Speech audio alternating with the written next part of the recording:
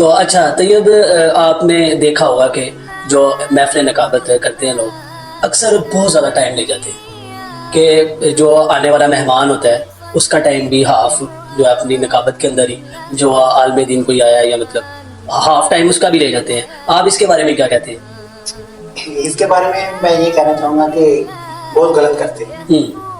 تو حضرت شیخ سعدی رحمۃ اللہ علیہ کا ایک قول ہے کہ بس کر اس سے پہلے کہ لوگ کہیں بس کر. بالکل.